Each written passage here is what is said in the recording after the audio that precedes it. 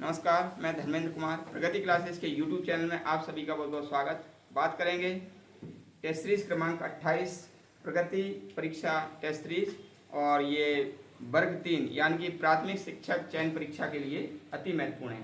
तो देख लेते हैं। पहला प्रश्न है इसमें, कैंसर के उपचार के लिए प्रयुक्त अक्रिय गैस कौन सी है। तो देखो, अक्रिय गैस को क्या है, नोबेल गैस भी कहते हैं। और नोबेल गैस आपको पता है कितने होती हैं। तो उसमें जैसे नोबेल गैस हैं हीनी आर, क्रूजीरैन। अब ये 6 नोबेल गैसेज हैं। तो 6 नोबेल गैसेज में से जो रेडॉन है, रेडॉन ये कैंसर में प्रयोग होती है। ठीक है, तो आपका जो आंसर है ये रेडॉन। तो रेडॉन गैस कैंसर के उपचार में प्रयोग की जाती है। और मैं आपको बता देता हूँ, जो कैंसर है 4 फरवरी को कैंसर दिवस मनाते हैं। 4 फरवरी को कैंसर दिवस मनाते हैं। और भारत सरकार के द्वारा 1975 में कैंसर उन्मूलन कार्यक्रम चलाया गया था। और कैंसर में क्या होता है, समान प्रकार की जो कोशिकाएं होती हैं, तो उनमें से कुछ कोशिकाएं असमान वृद्धि कर जाती हैं। तो असमान वृद्धि करने पर गांठ हो जाती है, तो उसको अपन कहते हैं कैंसर। ठीक है, तो जो कैंसर के उपचार में क्या होता है, रेडॉन गैस का प्रयोग किया जाता है, जो कि एक अक्रिय गैस है। और कैंसर में क्या क्या है, कोबाल्ट 60 का भी प्रयोग करते हैं। कोबाल्ट 60 का भी प्रयोग करते हैं कैंसर में। ठीक है, कोबाल्ट 60 का प्रयोग किया जाता है। अब जो कैंसर के लिए एक बायोप्सी जांच भी कराई जाती है। बायोप्सी के द्वारा कैंसर का उपचार किया जाता है। ठीक है, अगला देख लेते हैं। अगला प्रश्न है हमारा, चॉकलेट में कौन सा हानिकारक तत्व पाया जाता है। देखो, चॉकलेट में एक हानिकारक तत्व होता है जिसे कहते हैं निकेल। ये सब इंस्पेक्टर की परीक्षा में क्वेश्चन आया था। तो जो निकेल है ये चॉकलेट में पाया जाता है, जो कि बहुत ज़्यादा घातक होता है। इसलिए चॉकलेट को अवॉइड करना चाहिए, खाना नहीं चाहिए। अब तीसरा प्रश्न है, पीलिया रोग में संक्रमित अंग कौन सा है। तो पीलिया जो रोग है उसमें क्या, मान लीजिए यकृत अंग प्रभावित होता है। यकृत, पीलिया में यकृत अंग प्रभावित होता है। और इसके लिए पीलिया में बिलिरुबिन टेस्ट कराया जाता है। बिलिरुबिन टेस्ट, पीलिया में बिलिरुबिन टेस्ट होता है, जिससे हमें पता पड़ता है कि ये पीलिया है। ठीक है, अगला प्रश्न देख लेते हैं। प्रश्न क्रमांक है 4, लॉकजा किस रोग की अंतिम अवस्था है। देखो, जो टिटनेस होता ना, टिटनेस क्लोस्ट्रीडियम टिटेनी के द्वारा होता है ये।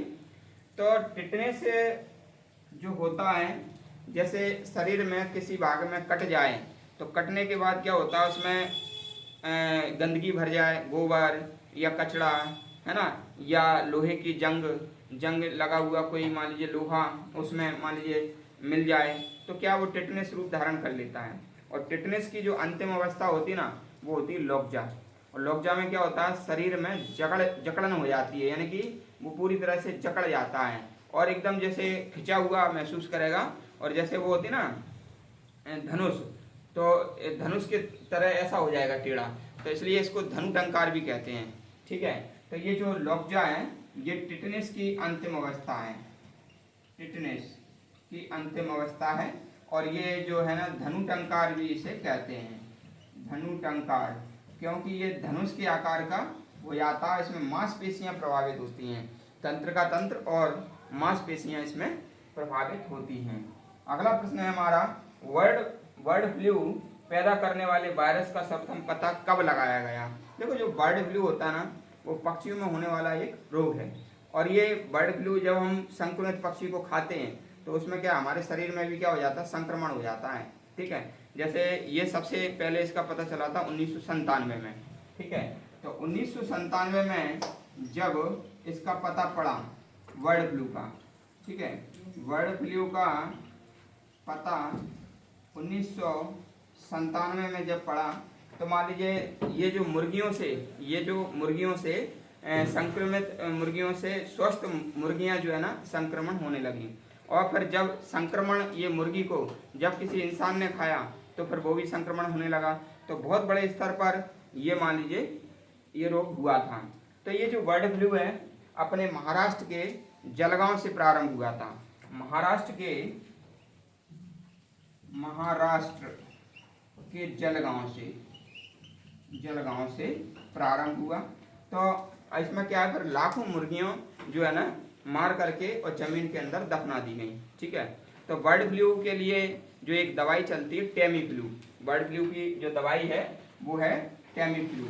इसकी जो दवा है वो है टेमीफ्लू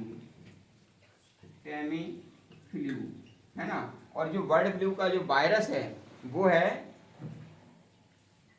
H5N1, ये वायरस है बर्ड फ्लू का, ये वायरस है। और इसको कैसे याद करना है, इसको याद करना है सिंपल, जैसे कि H5 है। अब मुर्गी का मतलब जो है मुर्गी होती है HEN, हैन माने मुर्गी, ठीक है ना। तो ई कौन सा नंबर का है, 5 नंबर का है ABCD में। तो ई हटा के क्या कर देंगे हम, 5 कर देंगे। एन कितना है, 1, तो ये वायरस हो जाएगा H5N1। ठीक है। तो H5N1 ये वायरस हो जाएगा। देखो कई बार क्या होता है, प्रश्न आता है और हम गलत कर देते हैं, और वो एक क्वेश्चन की सजा ये होती है कि घर वापसी हो जाती है। ठीक है। तो ये जो यूनिक ट्रिक्स का मतलब ये है, कभी एग्जाम में इस तरह के क्वेश्चन आ जाएं तो आप खाली हाथ न लौटें। देखो एक होता है स्वाइन फ्लू। अब स्वाइन फ्लू का जो वायरस होता है वो H1N1 होता है। एक होता है बर्ड फ्लू, तो इसका होता है H5 और N1। ठीक है। तो मैंने आपको बता दिया बर्ड माने यानी कि मुर्गी, तो HEN, तो H तो हो गया, ई के कौन से नंबर का है, 5, तो ये 5 हो गया, N1। तो इसका जब ये समझ में आ गया तो ये स्वाइन फ्लू अपने आप ही क्या हो जाएगा, H1N1 हो जाएगा। तो बर्ड फ्लू सुअरों स्वाइन फ्लू सुअरों से होता है और बर्ड फ्लू मुर्गियों से होता है, दोनों ही आप याद कर लेना। ठीक है। तो 1997 में ये बर्ड फ्लू वायरस का पता पड़ा। ठीक है ना। और मैं आपको बता देता हूँ, जब किसी संक्रमित मुर्गी को यदि इंसान खाएगा तो उसमें बर्ड फ्लू हो जाएगा, लेकिन यदि उसका 70% तक 70 डिग्री सेंटीग्रेड पर यदि उसको पकाते हैं तो फिर ये बर्ड फ्लू वायरस जो है खत्म हो जाएगा। एक समय था कि भारत में लाखों मुर्गियां जमीन में जमींदोज कर दी गई। क्यों? क्योंकि संक्रमण आ गया था। महाराष्ट्र में 1 रुपए किलो मुर्गी बिकी थी। महाराष्ट्र में 1 रुपए किलो मुर्गी, जिनके सपने थे कि भाई मांस खाना है, जनजाति वर्ग के लोग कभी नहीं खा पाते थे, उन लोगों ने भी दबा दबा के खाया। ठीक है ना। तो ये जो बर्ड फ्लू है बीमारी आई, लेकिन भाई अच्छे से वो पका लो उसको, तो वो उसका जो वायरस है वो नष्ट हो जाएगा। वायरस जहाँ नष्ट हुआ तो वहाँ पर वो खाने योग्य हो गया। तो 70% पर यदि इसको पकाते हैं संक्रमित मांस को, तो फिर वो आपको मतलब रिएक्ट नहीं करेगा, आप रोगी नहीं होंगे। ठीक है। आखिरी क्वेश्चन हमारा, सेकंड लास्ट क्वेश्चन है, दाद बीमारी किस प्रकार की है? तो दाद जो बीमारी होती है वो कवक से होती है। ठीक है ना। दाद जो बीमारी होती है वह कवक से होती है। और कवक जनक जो रोग हैं मैंने आपको तो सभी को बताया था। मैंने एक ट्रिक बताई थी, खुद खाए गंदा, ये सभी कवक से होते हैं। ये सभी किससे होते हैं? कवक से होते हैं। जैसे खा से क्या हो जाएगा, खुजली, खा से क्या हो जाएगा, खुजली। ठीक है। तो खुजली। दा से क्या हो जाएगा, दमा। खा से क्या हो जाएगा, खाज। ठीक है ना। जो डेली नहाते हैं उनको हो जाती है ना, खाज। ठीक है ना। अगला है ये एलर्जी। ठीक है ना। और ये गा से हो जाएगा गंजापन, और दा से हो जाएगा दाद। दा से क्या हो जाएगा, दाद। तो ये सभी जो रोग हैं ये कवक से होते हैं। ये सभी रोग कैसे होते हैं? ये रोग होते हैं कवक से। ठीक है। लास्ट क्वेश्चन हमारा, ग्लूकोमा कौन सा अंग प्रभावित होता है? ठीक है। तो ग्लूकोमा में नेत्र प्रभावित होता है। ग्लूकोमा में नेत्र प्रभावित होता है। अब नेत्र के बहुत सारे रोग हैं, जैसे ग्लूकोमा है और ट्रेकोमा है और आप रतौंधी है। ठीक है ना। कंजक्टिवाइटिस है। ये सारे रोग क्या है, आँख के रोग हैं। ठीक है। नेत्र प्रभावित होते हैं। और आजकल जो मोबाइल चला रहे हैं, तो विकिरण से प्रभावित होने वाला सबसे संवेदनशील जो ऑर्गन्स है मानव का, वो है नेत्र।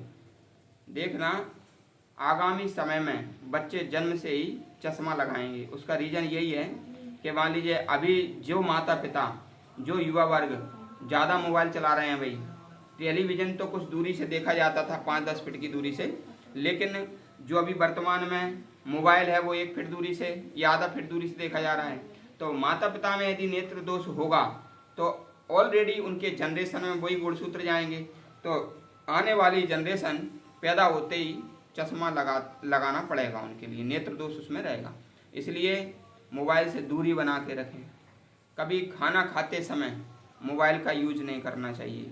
क्या होता है कि जब खाना खाते हैं ना, तो अपने शरीर में कुछ ऐसे रस स्त्रावित होते हैं जो खाने को पचाने का कार्य करते हैं, और जब हम मोबाइल उस समय देख रहे होते हैं और एक तरफ खाना खा रहे होते हैं, तो हमारा ध्यान मोबाइल पर रहता है, तो हमारा शरीर वो रस को स्त्रावित करना भूल जाता है, जिससे कि आप खाना तो खा लेते हैं लेकिन वो पचेगा नहीं। समझ रहे बात? तो इसलिए खाना खाते समय कभी भी और पढ़ते समय कभी भी मोबाइल का उपयोग नहीं करना चाहिए। अगर मोबाइल से ही पढ़ रहे हैं तो वो बात अलग है, लेकिन अगर किताब से पढ़ रहे हैं तो मोबाइल का उपयोग नहीं करना चाहिए। कभी टॉयलेट में मोबाइल नहीं ले जाना चाहिए, क्योंकि लाखों बैक्टीरिया उसमें आ जाते हैं और वो साफ भी नहीं होता। आप कवर करके साफ थोड़ी ना करते उसको फिर, ठीक है ना। तो बीमारियों की बहुत बड़ी जड़ होती है। टॉयलेट में कभी नहीं ले जाना चाहिए। कई लोग क्या मान लिया अपना टॉयलेट में ले जाते हैं और चलाते रहते हैं भाई, ठीक है ना। तो ये विशेष सावधानी रखना चाहिए। तो आज की हमारी टेस्ट सीरीज में इतना ही, और वीडियो को अधिक से अधिक शेयर करें। जो व्यक्ति नए हैं वो चैनल को सब्सक्राइब करें। यदि आपका कोई प्रश्न है तो वो कमेंट बॉक्स में आप करें। सभी का बहुत बहुत धन्यवाद।